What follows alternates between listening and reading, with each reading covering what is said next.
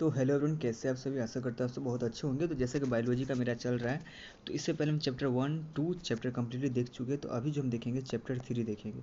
मेरा ये जय प्रक्रम भी हो चुका है, श्वसन भी मेरा हो चुका है। जितना इसके अंदर आप सभी जानते हैं कि ओनली इम्पॉर्टेंट और mostly BBI question, selected question, गिना चुना क्वेश्चन है, ज़्यादा नहीं है। और इजी वे में आप इसको आराम से टोटली बायोलॉजी कवर कर सकते हैं। तो मेरा 2 चैप्टर अभी तक कंप्लीट हो चुका है। आज जो हम चैप्टर पढ़ेंगे, जो परिवहन मेरा चैप्टर होगा, चैप्टर 3, जिसका नाम होता है ट्रांसपोर्टेशन। देखिए, जिस तरीके से अब क्या आपके एग्जाम में पूछ देगा, डेफिनेशन पूछेगा कि परिवहन किसे कहते हैं। परिवहन किसे कहते हैं? परिवहन का मतलब क्या होता है? तो एक जगह से उठा के दूसरे जगह जाना को ही परिवहन कहते हैं। ट्रांसपोर्टिंग यानी कि यहाँ से यहाँ गया। तो आप लोग जो खाना खाते हैं डायरेक्ट मुँह में तो रखते हैं, मुँह में तो पच नहीं जाता है। मुँह में पचने के बाद कहाँ जाता है? कहीं ना कहीं वो शरीर के हिस्सा में जाता है। तो यहाँ तक जो आया उसका फिर इसको बाहर फेंक देते हैं, शौचालय फेंक देते हैं। तो यहाँ से जो यहाँ आया, कुछ रास्ता होगा, कुछ रास्ता वगैरह तय करके आया, किसी अंग से होते हुए यहाँ तक आया। तो कैसे हुआ, ये सब हम इस चैप्टर में पढ़ने को हम देखेंगे। तो चलिए हम जो देखेंगे, परिवहन किसे कहते हैं। परिवहन किसे कहते हैं? उपयोगी पदार्थ उनके मूल स्रोतों से शरीर की प्रत्येक कोशिका तक पहुँचाना। सही बात है, हम जो खाना खाते हैं वो हमारे शरीर की प्रत्येक कोशिका तक न पहुँचता है, तथा अनुपयोगी और हानिकारक पदार्थ को कोशिकाओं से निकालकर गंतव्य स्थान तक पहुँचाने की क्रिया को पदार्थ का परिवहन कहते हैं। जैसे मान लो सपोज आप मार्केट से गोभी खरीद के लाए, तो क्या गोभी पूरा का पूरा बना लेते हैं? नहीं पूरा का पूरा बनाते, यानी कि जो आपके यूजफुल रहता है उसको आप बना लेते हैं, और बाकी वेस्टेज मटेरियल को साइड कर देते हैं, हटा देते हैं। सेम हमारा बॉडी में जो खाना खाते हैं, जो हमारे बॉडी के लिए उपयोगी होता है उसको मेरा बॉडी रख लेता है, एब्जॉर्व कर लेता है, और बाकी अपशिष्ट पदार्थ को शरीर से बाहर निकाल देता है, जिसका गंतव्य स्थान तक पहुँचाने की क्रिया को पदार्थ का परिवहन कहते हैं। अब आपसे एकदम most important, very very important, कि ये जो है जाइलम क्या है। ये जाइलम क्या, जाइलम और फ्लोएम किसे कहती है? वेरी इंपॉर्टेंट, ये पूछेगा, निश्चित पूछेगा। तो कोई जाइलम क्या हुआ? जिस तरीके से आप लोग अपने बहन को क्या करते होता है, बाहर से सब्जी ला देते हैं, पानी ला देते हैं, और आपकी बहन क्या करती है? खाना बनाती है। मम्मी क्या करती है? पूरे घर में परोसती है। ठीक है, तो देखो उस बात को छोड़ो, यहाँ समझो जाइलम क्या था। जाइलम एक प्रकार का पेड़ पौधे में पाए जाने वाला संवहन ऊतक है। क्या है? संवहन ऊतक है, ट्रांसपोर्टिंग टिश्यू है। अगर आपसे पूछा जाए कि किस ऊतक को संवहन ऊतक कहा जाता है, तो जाइलम को। ठीक है, संवहन ऊतक है जिसका प्रमुख कार्य पेड़ पौधे के सभी भागों में जल एवं खनिज लवण पहुंचाना होता है। पहले हम बोले थे, जिस तरीके से आप बॉयज़ हो तो आपका बॉयज़ का काम क्या है? मार्केट से जाके सब्जी लाना, आटा पिसा के लाना, पानी ला देना। सेम समझिए कि जाइलम क्या है? बॉयज़ है। ये क्या करता है? जाइलम एक और पेड़ पौधा है, पानी संवहन, जिसका कार्य पेड़ पौधे के सभी भागों में जल एवं खनिज लवण पहुंचाना होता है। जिस तरीके आप लोग का काम रहता है, आटा घर दुकान से पहुंचाना, घर सामान घर से यानी दुकान से घर पहुंचाना, तो सेम जाइलम का काम है कि सभी पेड़ पौधे में जड़ से लेकर ऊपर नीचे दाएं बाएं पूरे में खनिज लवण और पानी को पहुंचाना। ठीक है, जाइलम की मृत कोशिका, जाइलम की कोशिका मृत होती है। इसकी कोशिका जो होती है कैसी? तो मृत होती है। जाइलम की गति नीचे से ऊपर की ओर होती है। कैसी होती है? नीचे से शुरू होकर और ऊपर की ओर होती है, नीचे से ऊपर की ओर होती है। अब आपसे पूछ रहा है कि फ्लोएम क्या है? सीधे इसका उल्टा, ये पानी का ट्रांसपोर्टिंग करता है, यानी कि खाना का ये पानी का ट्रांसपोर्टिंग करता था, और ये एब्जॉर्ब लाने का काम करता है। फ्लोएम एक प्रकार का पेड़ पौधे में पाए जाने वाला संवहन ऊतक, ये भी संवहन ऊतक है, जिसका कार्य पेड़ पौधे के सभी भागों में भोजन पहुंचाना होता है। उसका काम क्या था? फ्लोएम का काम क्या था? पानी पहुंचाना। और जाइलम का काम क्या है? भोजन पहुंचाना होता है। फ्लोएम की कोशिका जीवित होती है और जाइलम की कोशिका, यानी कि जाइलम की कोशिका मृत होती है और फ्लोएम की कोशिका जीवित होती है। फ्लोएम की गति सभी दिशा में होती है, लेकिन जाइलम की गति क्या होती है? नीचे से हमेशा ऊपर की ओर होती है। तो आई होप आप अच्छे से समझ रहे होंगे। ठीक है, तो देखिए आप यहाँ देख रहे हैं डिटेल में जाइलम और फ्लोएम में अंतर है। जाइलम और फ्लोएम में अंतर क्या है? यह एक प्रकार का पेड़ पौधे में पाए जाने वाला संवहन ऊतक होता है, जिसका प्रमुख कार्य जल पहुंचाना। जौ से जल, जा से जाइलम, जौ से जल, जा से, जैसे बीच में ई हटा दे तो क्या हो जाएगा? जल हो जाएगा। तो इसका काम क्या है? जाइलम का काम क्या है? जल और खनिज लवण को पहुंचाना। कोई दिक्कत नहीं। इसकी कोशिका कैसी होती है? तो इसकी कोशिका मृत होती है। जाइलम का दाब ऋणात्मक और जाइलम के ऊपर, जाइलम के ऊतक को दारू कहा जाता है। वेरी, क्या बात है, जाइलम को ऊतक को दारू कहा जाता है। क्या कहा जाता है? दारू कहा जाता है। चलो, जाइलम की गति नीचे से ऊपर की ओर होती है। जाइलम की गति कहाँ होती है? तो नीचे से ऊपर की ओर। फ्लोएम यह एक प्रकार का पेड़ पौधा में पाए जाने वाला संवहन ऊतक जिसका कार्य भोजन पहुंचाना होता है। इसका कार्य क्या होता है? भोजन पहुंचाना। इसका कार्य पानी पहुंचाना। फ्लोएम की कोशिका जीवित होती है। फ्लोएम का दाब धनात्मक। फ्लोएम ऊतक को वास्ट। फ्लोएम के ऊतक को क्या कहते हैं? वास्ट कहते हैं। क्या कहते हैं? वास्ट कहते हैं। फ्लोएम की गति सभी दिशाओं में होती है। फ्लोएम की गति क्या होती है मालूम? सभी दिशाओं में होती है। अब देखो उत्सर्जन किस यानी वास्तुसर्जन क्या होती है। अब जानते हैं कि पेड़ पौधा क्या करता है? वास्तुसर्जन करता है। देखो वास्तुसर्जन किसे कहते हैं? पौधे की अवायवीय भाग में, जहाँ पौधे के वायवीय भाग, वायवीय का मतलब पहले, इससे पहले वाला चैप्टर में हम वायवीय अवायवीय बहुत अच्छे से ऑक्सी अनऑक्सी समझ चुके। देखो पौधे के वायवीय भागों में जल का रंध्रों, रंध्र का इंग्लिश होता है स्टोमाटा, द्वारा वाष्प के रूप में निष्कासन की क्रिया को वाष्पसर्जन कहलाती है। यह क्रिया मुख्य रूप से पत्तियों में होती है क्योंकि इनमें छोटे छोटे छिद्र होते हैं जिनको रंध्र या स्टोमाटा कहता है। आप पत्ता देखे होंगे ना, तो इस तरीके रहता है, इसमें छोटा छोटा छिद्र रहता है। इसी छिद्र को क्या कहा जाता है? रंध्र कहा जाता है या स्टोमाटा कहा जाता है। ठीक है, चलो स्टोमाटा। पौधे के जड़ से चोटी तक लगातार जल वाष्पोत्सर्जन द्वारा प्रवाहित होती है। आप सुबह सुबह देखिएगा ना, पत्ता भीगा हुआ भी आपको दिखा। अवशोषण या परिवहन में भी सहायता करती है। इसके अलावा यह पौधा तापक्रम संतुलन बनाने में भी सहायता आता है। कौन? तो स्टोमाटा। ठीक है, रंध्र। जैसा एक मकई का पौधा प्रतिदिन 3 से 4 लीटर जल इस क्रिया से छोड़ता है, जबकि एक सेब का पौधा इतने अंतराल में 10 से 20 लीटर जल निष्कासित करता है। वाह, 10 से 20 लीटर। एक पत्ती अधिक से अधिक अपने भार के बराबर जल को वाष्पोत्सर्जन के द्वारा 1 घंटे के कम समय में निकाल सकता है। औसतन एक पेड़ अपने जीवन काल में अपने भार के करीब 100 गुना जल वाष्प, सोचो पीपल का पेड़ सब कितना जल वाष्पोत्सर्जन करता होता है, बरगद का पेड़ कितना भयानक करता होगा। ठीक है, चलो ये बात हम समझ गए वाष्पोत्सर्जन। हम बात करते हैं जंतुओं में परिवहन। तो इससे पहले आपको जंतु, सजीव, निर्जीव से बहुत अच्छे समझा चुके हैं, तो हम समझेंगे जंतु में परिवहन। देखो अब आपके एग्जाम में पूछेगा कि रक्त क्या है? रक्त क्या है और रक्त किसे कहते हैं? देखो बालक, रक्त एक प्रकार का तरल संयोजी ऊतक है, कनेक्टिव ऊतक भी है। तरल संयोजी, संयोज का मतलब होता है कनेक्टिव ऊतक। कनेक्टिव ऊतक होता है जिसका रंग लाल, तो किसके कारण लाल होता है रंग? तो हीमोग्लोबिन के कारण होता है। रक्त का पीएच मान 7.4। आपके एग्जाम पूछेगा कि रक्त का पीएच मान कितना? 7.4, अर्थात इसकी प्रकृति क्षारीय होती है। एक औसत मानव में 5 से 6 लीटर रक्त पाया जाता है। एक बात याद रखिएगा, गर्ल्स में ज़्यादा ब्लड कि बॉयज़ में ज़्यादा? कमेंट करके बताइएगा आप लोग कि लड़की में ज़्यादा खून या लड़का में ज़्यादा खून।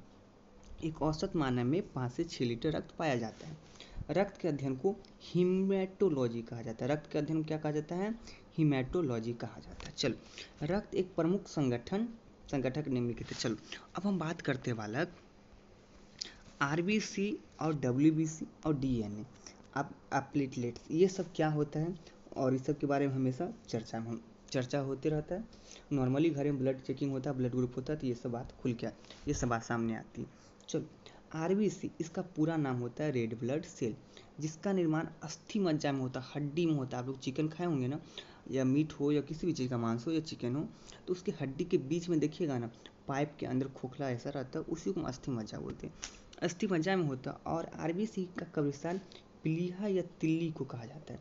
अगर आपसे पूछे कि आरबीसी का कब्रिस्तान किसको कहा जाता है, प्लीहा या तिल्ली को कहा जाता है, क्योंकि इसमें आरबीसी मर जाता है। आरबीसी कहाँ मर जाता है? प्लीहा या तिल्ली में।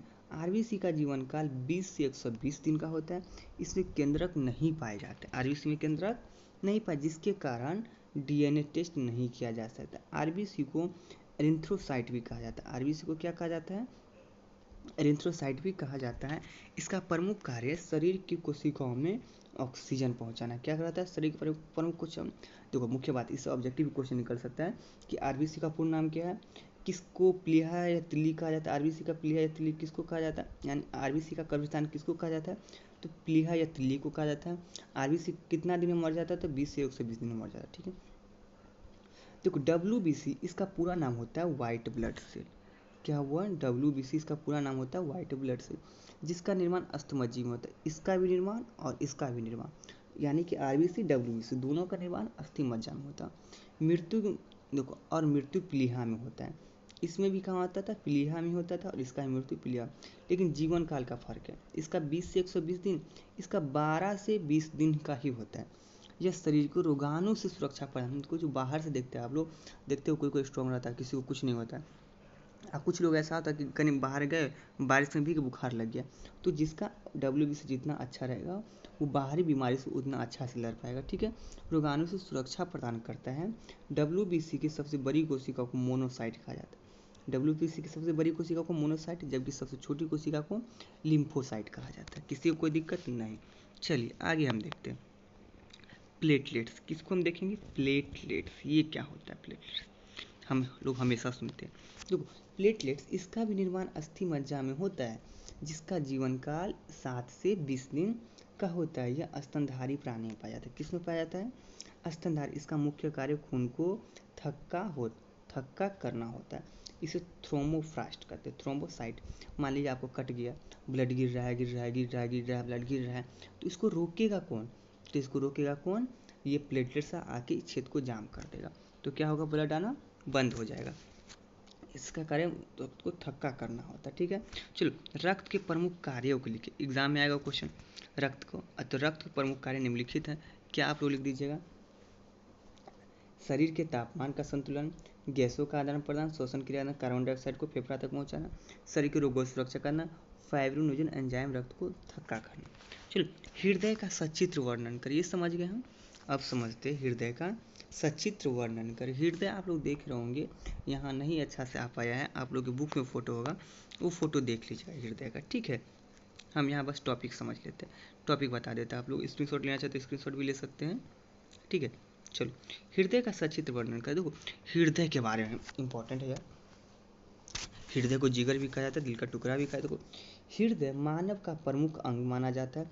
जैसे आपका घर का मोटर क्या है, प्रमुख चीज़ है, मोटर नहीं रहेगा तो पानी नहीं रहेगा, पानी नहीं रहेगा तो खाना नहीं बनेगा, पानी नहीं रहेगा तो कोई नहाएगा नहीं, शौचालय नहीं जा पाएगा। तो ये समझे हमारे बॉडी का मोटर पाइप है, समरसेबुल है, इसी की वजह से सब कुछ होता है। देखो चलो छोड़ो मजाक से हट के, हम हृदय मानव का प्रमुख अंग माना जाता है, जो सभी अंगों में सबसे ज़्यादा व्यस्त होता है, 24 आवर चलते रहता है। 1 सेकंड बंद हुआ था, गेम क्विट, बात खत्म, टाटा बाय बाय। 1 सेकंड भी नहीं रुक सकता है। मानव के शरीर का हृदय 4 चैम्बर से विभक्त होता है, 4 भाग में, 1 2 3 4 सबको करो, 4 भाग में विभक्त, जिसमें 2 अलिंदा 2 नीले। हृदय का वजन 300 ग्राम होता है। कोई पूछे हमारे दिल का कितना वजन होता है, 300 ग्राम। हृदय के बाएं भाग में शुद्ध रक्त पाया जाता है, जबकि दाएं भाग में अशुद्ध रक्त पाया जाता है। याद रखिएगा, बाएं में शुद्ध, देखो बाएं में क्या होगा, शुद्ध पाया जाएगा, बायां में शुद्ध, दायां में अशुद्ध। ठीक है, रक्त हृदय वक्ष गुहा के दोनों फेफड़े के बीच स्थित होती है, जो एक दोहरी झिल्ली से घिरी होती है, जिसके हृदय आवरण कहते हैं। दोहरी झिल्ली के बीच एक द्रव पाया जाता है, जिसे पेरिडोकार्डियल द्रव कहा जाता है। रक्त परिसंचरण के लिए शरीर के अंदर पतली नलिकाएं पाई जाती है, जिसे धमनी या सिरा कहा जाता है। धमनी शुद्ध रक्त, जबकि सिरा अशुद्ध रक्त में पाया जाता है। हृदय का प्रमुख कार्य रक्त को पूरे शरीर में पंप करना होता है, छिड़काव करना होता है। मानव का हृदय सामान्य स्थिति में 1 मिनट में 70 से 72 बार धड़कता है। अपवाद, फुफ्फुस धमनी में अशुद्ध रक्त का, फुफ्फुस सिरा में शुद्ध रक्त का प्रवाहित होता है। चलो अब बात करते धमनी एवं सिरा में अंतर, ये इंपॉर्टेंट है। अरे इसमें जितना देख रहे हैं ना बड़ा, सभी इंपॉर्टेंट है, सभी का सभी इंपॉर्टेंट है। चलो अब बात करते धमनी में सिरा, निम्नलिखित अंतर है, आप लोग इसको पढ़ लीजिएगा। धमनी सिरा, धमनी में क्या है बालक, कि धमनी में शुद्ध रक्त पाया जाता है, सिरा में अशुद्ध रक्त पाया जाता है। धमनी में रक्त का प्रवाह तेज गति से, सिरा में रक्त का प्रवाह मंद गति से। धमनी का रंग लाल होता है, सिरा का रंग नीला होता है। धमनी अधिक गहराई में पाया जाता है, सिरा कम गहराई में पाया जाता है। हृदय के शरीर के विभिन्न अंगों तक ले जाने वाली वाहिना को धमनी कहते हैं। शरीर के विभिन्न भागों हृदय की ओर ले जाने वाली नलिका को सिरा कहते हैं। तो सिरा और धमनी में अंतर समझ गए, यानी कि ऊपर का है, ये नीचे में। अब बता रहा है कि रक्तदाब क्या है। अब रक्तदाब क्या है, रक्तदाब, चलो अब पूछ रहा है रक्तदाब क्या है। रुधिर वाहिका, बाप रे कितना मच्छर लग रहा है भाई, देख रहे हैं आप लोग को कितना मेहनत करना पड़ रहा है। चलो रक्तदाब, अब इसको कहती है, ये मशीन था, आप सब ये मशीन तो आप सभी देखे होंगे, डायबिटीज चेक करने वाला, बीपी चेक करने वाला। आप लोग घर में आप भी कभी ना कभी बीपी डायबिटीज चेक, ये अपना यानी कि क्या ब्लड प्रेशर चेक करवाए होंगे, तो चलो बीपी मतलब ब्लड प्रेशर। चलो यार, मच्छर बहुत ज़्यादा है। आप लोग के घर पे मच्छर है कि नहीं, कमेंट करके बताओ तो थोड़ा देखिए किसके घर पे कितना मच्छर है। चलो, रक्तदाब क्या है? रुधिर वाहिका के विरुद्ध भित्ति पर लगाया गया दाब रक्तदाब कहा है। तो रक्त रुधिर क्या है? ये क्या है? रुधिर वाहिका के विरुद्ध भित्ति पर लगाया गया दाब रक्तदाब कहलाता है। एक स्वस्थ मानव में बीपी कितना होता है? 180/80 mmHg होता है, जिसमें 120 को सिस्टोल और 80 को डायस्टोल कहते हैं। याद रहेगा ना, 120 को क्या कहते हैं? सिस्टोल, 80 को डायस्टोल कहते हैं। चलो, रुधिर और लसिका में क्या अंतर है? रुधिर और लसिका में क्या अंतर है, ये भी आप लोग को याद करने की ज़रूरत है। रुधिर का रंग लाल होता है, इसका रंग पीला। इसमें कणिका पाया जाता है, इसमें कणिका नहीं पाया जाता। इसमें हीमोग्लोबिन पाया जाता है, इसमें हीमोग्लोबिन नहीं पाया जाता है। इसमें सही प्रकार प्रोटीन पाया जाता है, इसमें फाइब्रोनोजोन एंजाइम नहीं पाया जाता है। इसमें दोहरा परिसंचरण होता है, इसमें बहाव एक दिशा में होता है।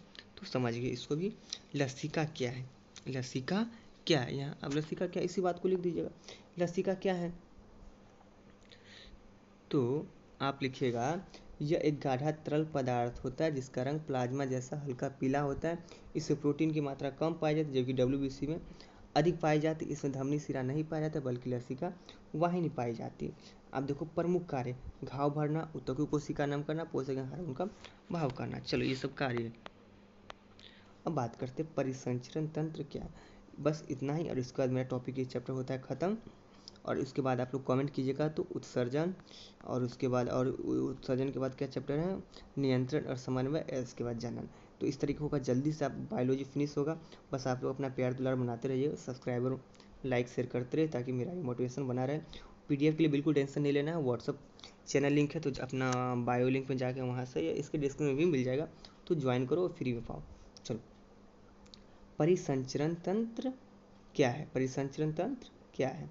देखो बालक, इसको पहले एडजस्ट कर लेते। ठीक है, एडजस्ट हो गया। परिसंचरण तंत्र क्या है?